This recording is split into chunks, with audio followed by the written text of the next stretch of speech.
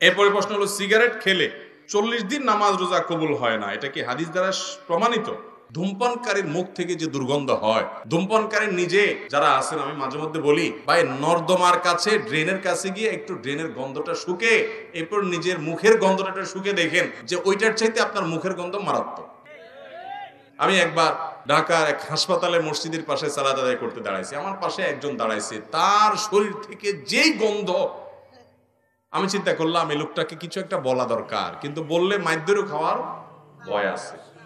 তো আমি তাড়াতাড়ি পকেট থেকে কাগজ কলম নিয়ে বের করে সুন্দর করে লিখলাম, ভাই যেই গন্ধ ভাই আজকে আমি শুকতে হলো, আমার সালাত নষ্ট হওয়ার উপক্রম। কি সালাত আদায় করছি, মনোযোগ পুরাটা আপনার দুর্গন্ধে আমার দখল করে নিয়ে গেছে। তো আল্লাহর রাস্তায় আল্লাহকে ভয় করেন, এটা আর করেন না। এটা লিখে কাগজটা আমি সাইডে রেখে, সে সালাতের মধ্যে আছে এই অবস্থায় আমি তার সামনে রেখে আইজো দৌড় কাইলো দৌড়, যে আমার দরকার হলো তার নাসিহা করা, মাইদ্যর খাওয়ার তো দরকার নেই। তো নাসিহার কাজ তো হয়ে গেছে, লিখে দিয়ে আসছে। ভাইরা আমার, যারা ধূমপান করেন তাদের মুখে এরকম বাজে অবস্থা তৈরি হয়। পৃথিবীতে ক্যান্সার এখন এত ব্যাপকভাবে ছড়াইছে, আমাদের দেশের কথা যদি আপনি বলেন, ঘরে ঘরে জনে জনে এখন পরিবারে পরিবারে ক্যান্সার।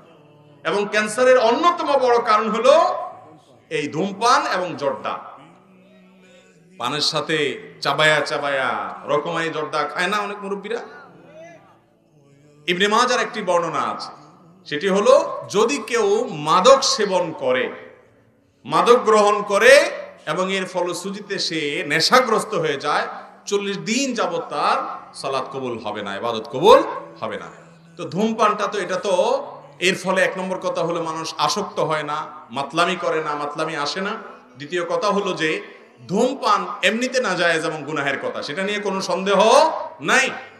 কিন্তু এটা এরকম না যে এটাকে মাদকের মধ্যে ফেলা যায়, এবং এর কারণে আসকারা হাদিসে আসছে, শুধুমাত্র শারিবাল খামর না, মানে শারিবাল খামর ফা আসকারা, পদ পান করলো এবং নেশাগ্রস্ত হয়ে গেল, তার 40 দিন ইবাদত কবুল হবে না। অতএব ধূমপানকারীর জন্য এটা প্রযোজ্য না, কিন্তু এর মানে এই না যে ধূমপান করা জায়েজ কাজ বা গুনাহ হবে না, এটাও অবশ্যই না জায়েজ এবং গুনাহের কথা।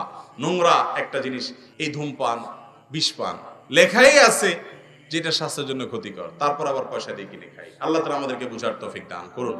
এই নোংরা জিনিস খাওয়া যাবে না ভাইরা।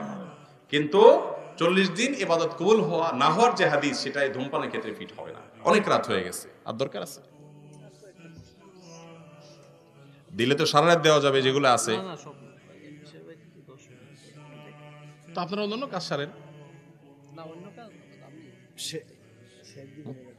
ওই যে ভাই আছেন, ভাই কথা বলবেন, অন্য আলেমরা আছেন। হ্যাঁ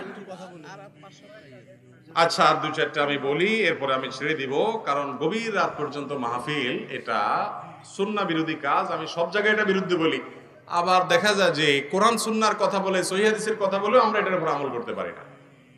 আমি ওই যে ময়মনসিংহ ত্রিশাল আমাকে এক জায়গায় মাহফিল নিয়ে গেছে, আমার চুক্তি ভাই 10টার ভিতরে আমার এই মঞ্চ থেকে নামাই দিবেন। আমার 10টা পরে আয়েশা বলতেছে, হুজুর আপনি এবার একটু খাওয়া দাওয়া করে রেস্ট করেন। আমি কেন, আপনার সবাই শেষে যাইতে হবে, তো আমরা ডেকে নেব। ঠিক 11টার পরে আসছে আমার ডাকার জন্য। তো ভাই, এটাতে কোনো সহি পদ্ধতি হলো না। সুন্নতের আমল যদি আমরা না করি, দুনিয়াতে কি করবে? আল্লাহ তাআলা আমাদেরকে আমলের তৌফিক দান করুক। ভাই যাই হোক, যেহেতু কয়েকটা প্রশ্ন উত্তর দেওয়ার জন্য কর্তৃপক্ষ অনুরোধ করেছেন, আমরা কয়েকটা প্রশ্ন উত্তর দিচ্ছি, এরপর ইনশাআল্লাহ অন্যান্য উলামা একরাম কথা বলবেন। এমপি সাহেব নাকি আসছেন, উনি কথা বলবেন ইনশাআল্লাহ।